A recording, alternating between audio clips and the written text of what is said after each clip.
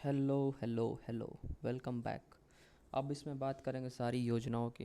इसमें central government की सारी योजनाएं होंगी। स्टेट गवर्नमेंट के लिए भी इसके बात करेंगे। इसमें इस लेक्चर में सारे योजनाओं को ईयरली वाइज देखेंगे, क्योंकि देखिए हमारे एग्ज़ाम में तीन चार चीज़ पूछा गया है। अगर प्रीवियस ईयर 8 क्वेश्चन पूछा गया है योजना से सिर्फ, तो उन 8 क्वेश्चन में से पहला ये पूछा गया है कि योजना का फुल फॉर्म, जैसे मनरेगा है, मनरेगा का फुल फॉर्म पूछा है। और दूसरा पूछा है कि किस ईयर में स्टार्ट हुआ है, ईयर पूछा है। दूसरा तीसरा सबसे मिनिस्ट्री पूछा है। चौथा सबसे पूछा है इम्पोर्टेंट कि स्टेट और सेंटर का उसमें कितना पैसा लगा है। तो ये चार चीज़ें मुख्य हैं। उसके बाद उसके बारे में एक हल्का फुल्का डिटेल पूछा है कि वो योजना किस चीज़ के लिए है। पॉवर्टी के लिए है, रूरल डेवलपमेंट के लिए, एजुकेशन के लिए है, किसके लिए है। तो ये मुख्य बातें पूछी गई हैं। तो इसमें हम पूरे डिटेल में नहीं, बट ये जो चार पांच चीज़ें हैं उसको देखेंगे एक ही लेक्चर में, एक ही पीडीएफ में। सारी योजना इम्पॉर्टेंट योजना, इन सारी योजनाओं को कवर करने का कोई मतलब भी नहीं है। Ministry of rural development, education और जो भी ग्रामीण समाज को बढ़ावा देने के लिए जो भी सारी योजनाएं हैं सबको कवर है। तो चलिए स्टार्ट करते हैं। और इसमें सबसे पहले इसमें मैंने दो तीन भागों में बांट दिया है कि 2000 से पहले की जो इम्पोर्टेंट स्कीम्स जो अभी भी कंटिन्यू रही हैं डायरेक्टली या इनडायरेक्टली, उसको पहले रखा है। फिर उसके बाद 2000 से 2013 के बीच एनडीए प्लस यूपीए गवर्नमेंट में जो भी स्कीम आई है उसको रखा है एक साथ। फिर उसके बाद मोदी गवर्नमेंट आने के बाद, क्योंकि 2014 के बाद वाली स्कीम सारी बेहद इंपॉर्टेंट हो जाती है, क्योंकि वो गवर्नमेंट का विज़न बताती हैं। तो गवर्नमेंट की जो प्रेजेंटली चल रही है करंट स्कीम है, ये 2014 से बाद वाली सारी और भी ज़्यादा इंपॉर्टेंट हो जाती है। तो इसके बाद मैंने ईयरली 2014, 15, 16, 17, 18, 19, 20, 21 ऐसे बनाया है। इसमें बहुत छोटी भी होंगी, लेकिन मैंने जितना पॉसिबल है इम्पॉर्टेंट स्कीम को कवर करने की कोशिश की है। तो चलिए शुरू करते हैं। पहला है ICDS, integrated child development scheme. इसी के तहत आंगनबाड़ी कार्यकर्ताओं की रिक्रूटमेंट होती है। अब आंगनबाड़ी और ये कब लॉन्च हुई थी? सन 1975 में। इसका कौन सा मिनिस्ट्री है इसकी देख रेख के लिए? मिनिस्ट्री ऑफ क्या कहते हैं, वुमेन एंड चाइल्ड डेवलपमेंट। और इसमें पैसा कितना लगा है? देखिए पैसा तीन तरीके से लगता है। या तो पूरा सेंटर का लगता है, या फिर सेंटर स्टेट में जो बढ़ता है, अगर प्लेन एरिया है तो 60-40 का बढ़ता है, या फिर 75-25 का बढ़ता है। अगर हिली एरिया है तो 90-10 में बढ़ता है इस सेंटर और स्टेट में। तो इस हिसाब से अनुदान बटेगा। इसका भी ट्रिक है कि अगर बहुत बड़ी स्कीम में ज़्यादा पैसा लगने वाला है, अगर आप इमेजिन करके देखा, अगर आपको स्कीम के बारे में पता है और आपको पता है कि इसमें ज़्यादा पैसा लगेगा, तो आप सेंट्रली स्पॉन्सर्ड स्कीम वो स्कीम होता है जिसमें स्टेट का भी क्या कहते हैं हिस्सेदारी होती है। वहीं सेंट्रली सेक्टर्ड जो स्कीम होती है, CCS, सेंट्रली सेक्टर्ड स्कीम, उसमें 100% सेंटर अपना पैसा लगाता है। तो चलिए स्टार्ट करते हैं। इंटीग्रेटेड चाइल्ड डेवलपमेंट स्कीम एक सेंट्रली स्पॉन्सर्ड स्कीम है, तो इसमें क्या है, 60-40 का रेशियो होगा। इंटीग्रेटेड रूरल डेवलपमेंट प्रोग्राम उसके बाद आता है। ये 1978 का प्रोग्राम है। ये इसको कौन एग्जीक्यूट करता है? Ministry of rural development.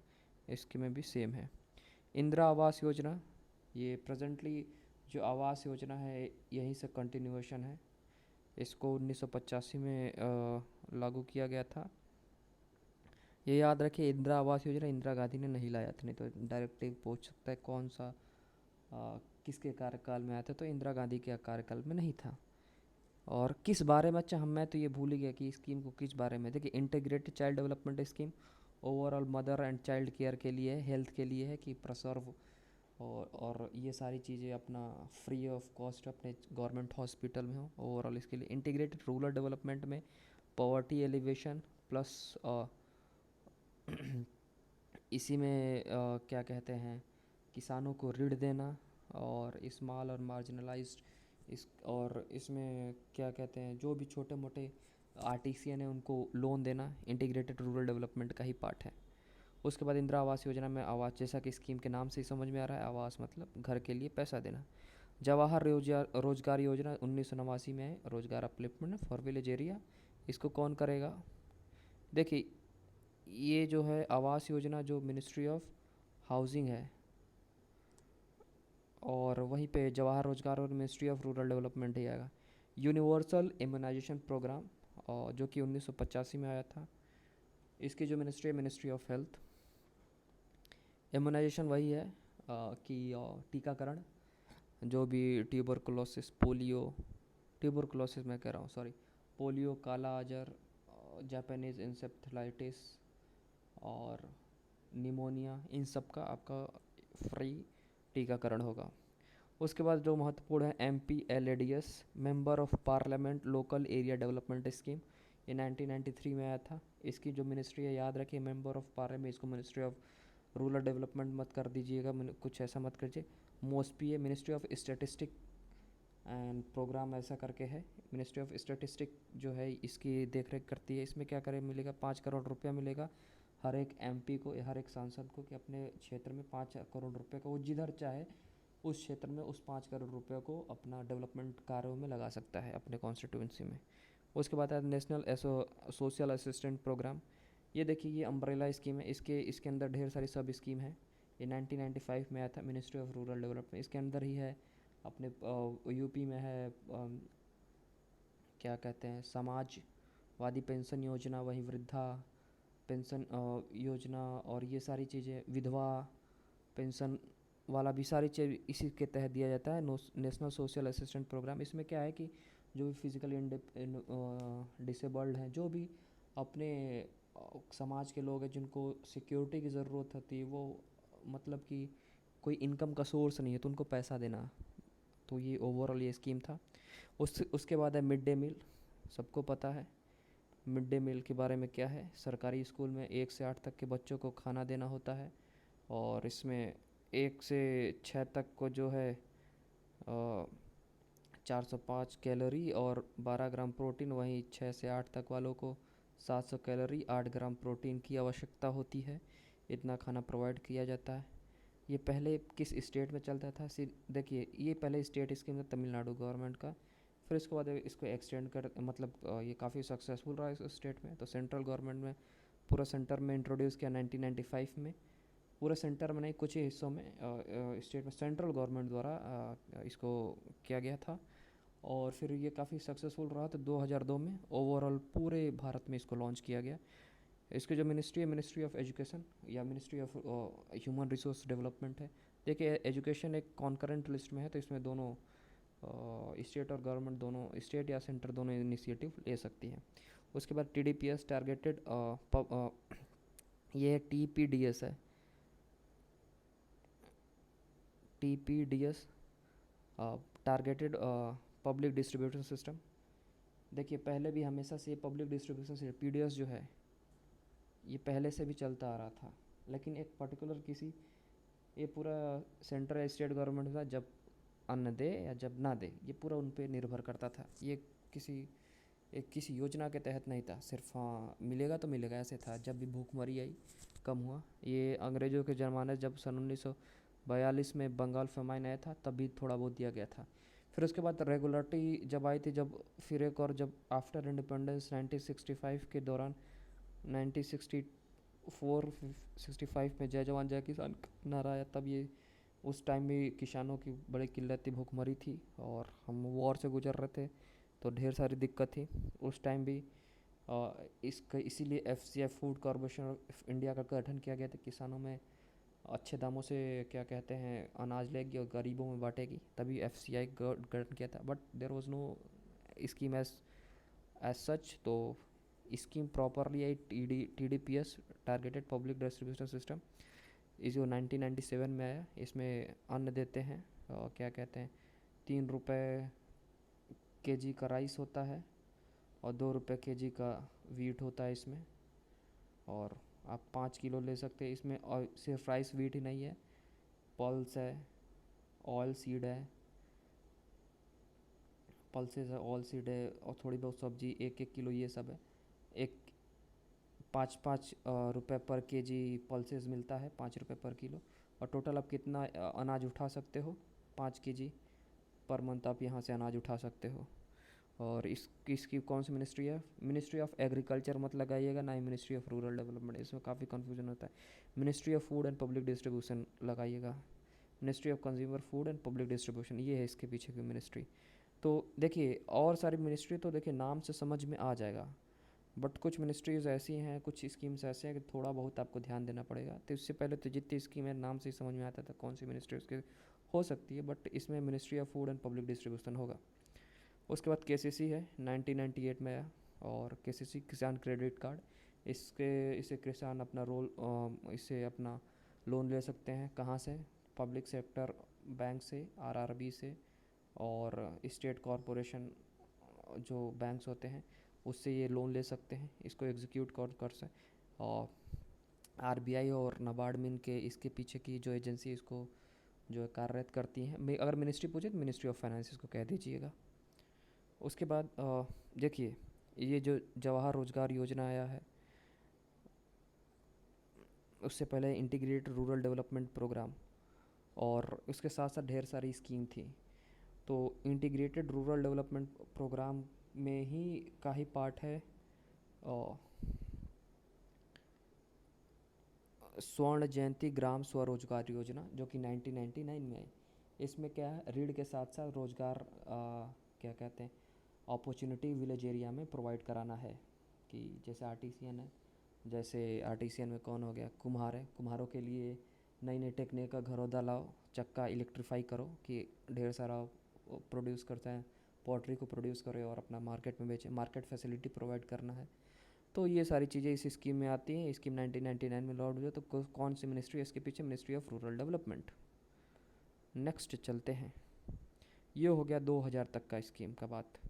अब 2000 से 2013 जो कि एनडीए गवर्नमेंट है, देखिए केसीसी की जब बात करें तो अटल बिहारी वाजपेयी की आएगा यहाँ से, इसके बाद से। इसमें ये भी पूछ सकता है कि कौन प्रधानमंत्री ने इसे लॉन्च किया, तो Atal Bihari Vajpayee, Atal Bihari Vajpayee. Food for work programme, Atal Bihari Vajpayee. Food for work programme क्या है? एक मनरेगा की तरह ही था कि आपको काम गांव में ही मिलेगा, आप उसके लिए काम करो, लेकिन ये ज़्यादा देर तक चला नहीं।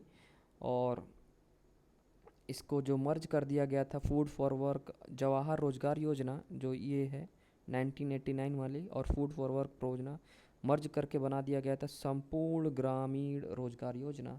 2001 में मिनिस्ट्री ऑफ रूरल डेवलपमेंट। दोनों का यही कारण, किसानों को ऋण देखिए क्या क्या हो सकता है, किसानों को ऋण प्रोवाइड करना जिससे वो अपना वर्क कर सकें, लोन प्रोवाइड करना। और इसमें ऐसा ऐसे इकोनॉमिक अपॉर्चुनिटी गांव में ही तैयार करें कि आपको अपना और खुद का रोज़गार ढूंढ ढूंढ सके। तो ये दोनों देख लीजिए। उसके बाद 2000 में ही है, ये 2001 वाला भी छोड़िए, इसको ईयर वाइज देखेंगे। तो अभी 2000 पे हैं। 2000 में फूड फॉर वर्क प्रोग्राम आया। देखिए दोनों हो सके 2000 और 2001, क्योंकि ये एक ऐसे नहीं कि एक पर्टिकुलर ऐसे पूरा एक फेज़ था, इसलिए दोनों 2000 और 2001 लेते हैं। अगर जो भी ऑप्शन में वही मारिएगा। उसका सबसे बड़ी ग्राम सड़क योजना 2000 में आई, मिनिस्ट्री ऑफ रूरल डेवलपमेंट। ग्राम सड़क योजना कोई नहीं, कुछ नहीं। ग्राम सड़क योजना में क्या होगा, एक डिस्ट्रिक्ट जो हेड है उससे रूरल एरिया है, वो जो गांव जोड़ती है उसको ग्रामीण सड़क कहते हैं। डिस्ट्रिक्ट एक डिस्ट्रिक्ट को दूसरे डिस्ट्रिक्ट, जैसे वाराणसी एक डिस्ट्रिक्ट है, दूसरा डिस्ट्रिक्ट है इलाहाबाद। ये मेन जो डिस्ट्रिक्ट से मेन जो रोड जोड़ेगी ये स्टेट हाईवे कहलाएगी। वहीं एक स्टेट के मेन जैसे लखनऊ को दिल्ली से जोड़ने वाला एक का ये कहलाएगा नेशनल हाईवे। वहीं एक डिस्ट्रिक्ट को डिस्ट्रिक्ट से जोड़ने वाला एक डिस्ट्रिक्ट को एक विलेज से जोड़ने वाला ही ग्राम सड़क कहलाता है। तो इंडिया में सबसे ज़्यादा लेंथ जो ग्राम सड़क की है, ना ही नेशनल हाईवे की है ना ही स्टेट हाईवे की, सबसे ज़्यादा ग्राम सड़क ही है। और इसको जिम्मा को किसने लिया? मिनिस्ट्री ऑफ रूरल डेवलपमेंट ये काम कराती है। देखिए ग्राम सड़क है, सड़क अब ग्राम सड़क है तो ये हो सकता है कि आप रूरल डेवलपमेंट आप कह सके, ग्राम है तो रूरल डेवलपमेंट। वहीं पे अगर हम आपको करें एक सड़क परियोजना है भारतमाला, तो ये कौन सा है? इसमें भी आपको रोड बनाना है, रोड बनता है इस योजना के तहत भी। जैसे थोड़ी आउटर एरिया में है, फॉर एग्ज़ाम्पल जैसे उत्तराखंड में है, या फिर ऐसा हाईली टेरेन है, हाई टेरेन है, जहाँ पे स्टेट के पास इतना फंड नहीं है रोड बनाने के लिए, तो सेंटर गवर्नमेंट इनिशिएटिव लेती है, बॉर्डर रोड ऑर्गेनाइजेशन जो कि बीएसएफ का एक पार्ट है, पैरामिलिट्री फोर्स का एक पार्ट है, वो बनाते हैं रोड। तो उसका मिनिस्ट्री अलग हो जाती है, ministry of road and transport वो हो जाती है। तो इसीलिए यहाँ पे ministry of road and transport अगर ऑप्शन में दे तो मिनिस्ट्री ऑफ रूरल डेवलपमेंट मारिएगा, ठीक। उसके बाद अंत्योदय अन्न योजना, ये कुछ नहीं, ये जो टी टीपीडीएस है, टारगेटेड पब्लिक डिस्ट्रीब्यूशन सिस्टम का ही हाई वर्जन है, सेम चीज़ है, जितना जो उसमें बताया था वही है। उनको यहाँ टारगेट करना है, बीपीएल धारकों वालों को भी, गरीबों के लिए ये सारी स्कीम। और सर्व शिक्षा अभियान, इसमें कि पहले जो है अटेंडेंस या एनरोलमेंट जो था स्कूल में, दाखिला बहुत ही कम होता था, और इसको 100% करने के लिए ये स्कीम लाई गई थी शिक्षा के क्षेत्र में। 1 से 8 तक ही था ये। और इसके पीछे की मिनिस्ट्री है ministry of rural development and sorry ministry of rural development नहीं, मिनिस्ट्री ऑफ एजुकेशन जो अब हो गया, जो पहली थी human resource development, ministry of human resource and development जिसको पहले कहा जाता था। ये स्कीम 2001 में आई है। उसके बाद संपूर्ण ग्रामीण रोजगार योजना हो ही चुका है 2001 का। और स्वास्थ्य सुरक्षा योजना, पीएम स्वास्थ्य सुरक्षा योजना 2003 में आई। Ministry of housing and family welfare है ये। अब ऐसा क्यों है?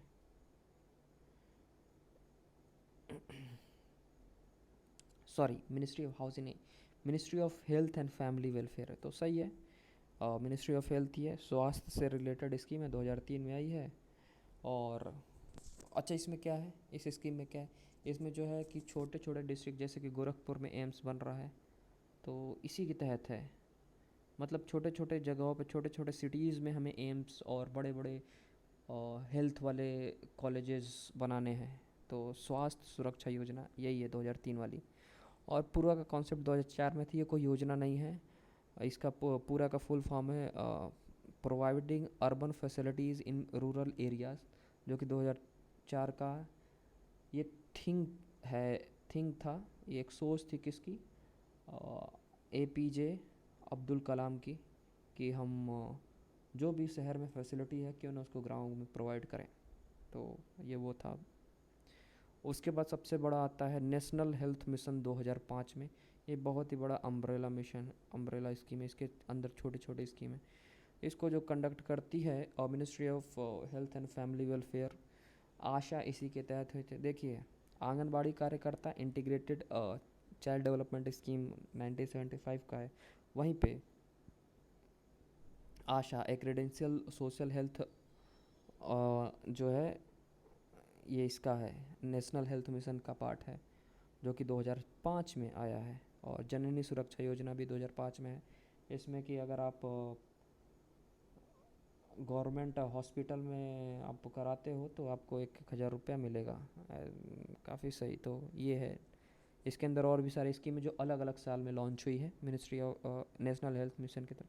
इसी के तहत हमने टारगेट किया था फर्टिलिटी रेट 2.1 करने का, और ढेर सारा टारगेट था इसमें, इसको मैंने ऑलरेडी कवर कर चुका हूँ, तो कम पढ़ो आगे बढ़ो। मनरेगा, मनरेगा देखिए 2005 में एक्ट आया था, Mahatma Gandhi national rural employment guarantee जो योजना है, मनरेगा।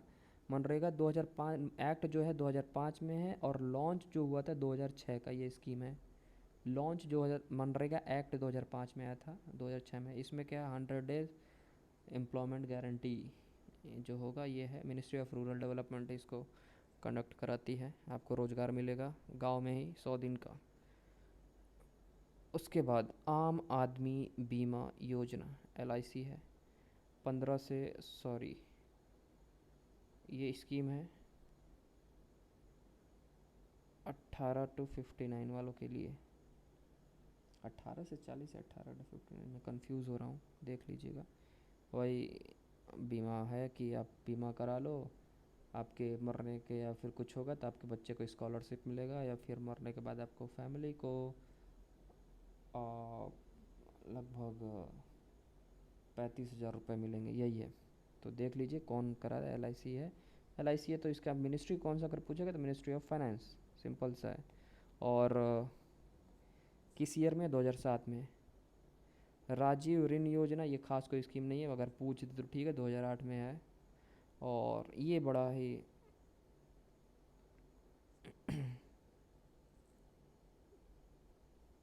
2008 की स्कीम है, NLRMP, जो कि 2008 में है, और मिनिस्ट्री ऑफ रूरल डेवलपमेंट। और उसके बाद आता है नेक्स्ट स्कीम है PM आदर्श ग्राम योजना 2009 की। देखिए दो आदर्श ग्राम योजना है, एक PM आदर्श ग्राम योजना है, एक सांसद आदर्श ग्राम योजना है।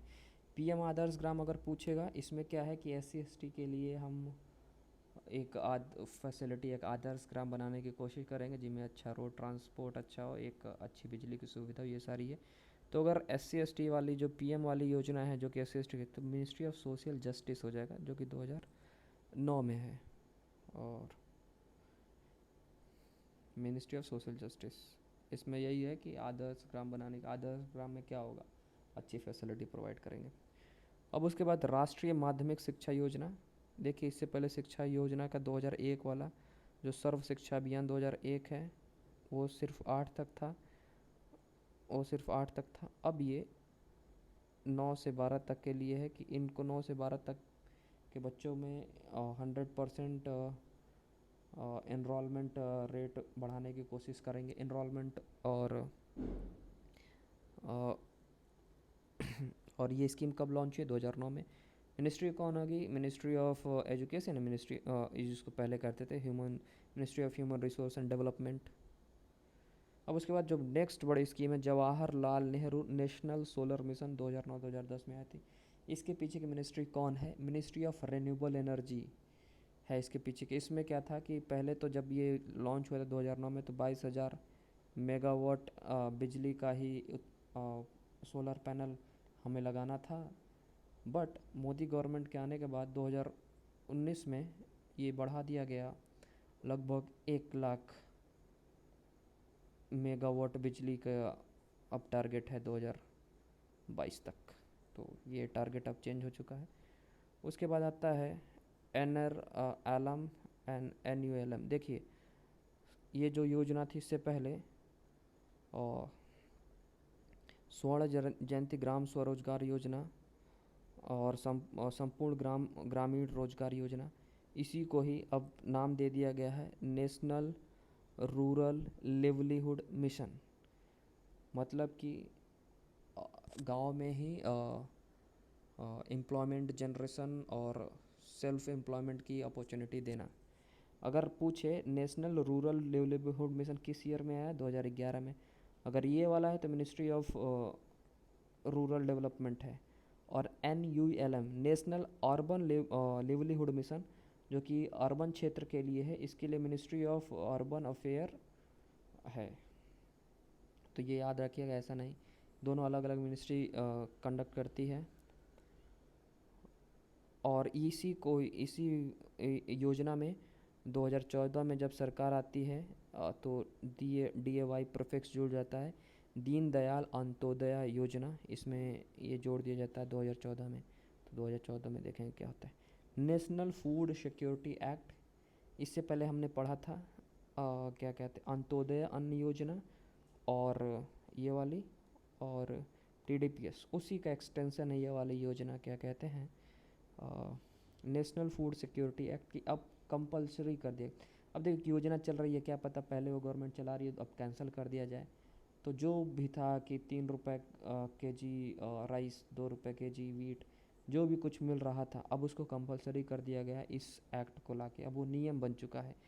Right to life, right to food is a fundamental right of article 21। वही इसके तहत इसको एक एक्ट बना दिया गया। अब इसको कोई तोड़ नहीं सकता, इस योजना को कोई चेंज नहीं कर सकता।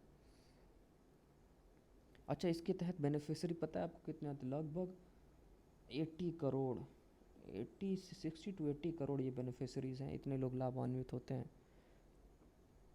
तो बहुत ही बड़ी स्कीम है ये।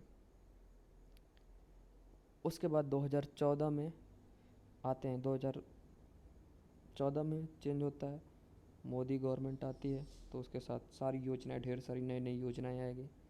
तो दीनदयाल अंत्योदया NLRM वही है जो अभी बताएं, 2014 मिनिस्ट्री ऑफ रूरल डेवलपमेंट। अगर ये DAY NLRM लिखा रहेगा तो 2014 आंसर होगा। सिर्फ NLRM लिखा रहेगा, नेशनल रूरल लिवलीहुड मिशन, तो 2011 इसका होगा। और वही चीज़ है। उसके बाद 2014 में कौन, अब यहाँ से बड़ा इंपॉर्टेंट इस चालू हो जाता है। इसको नेक्स्ट उसमें वीडियो में देखें क्योंकि वीडियो लंबी हो जाएगी।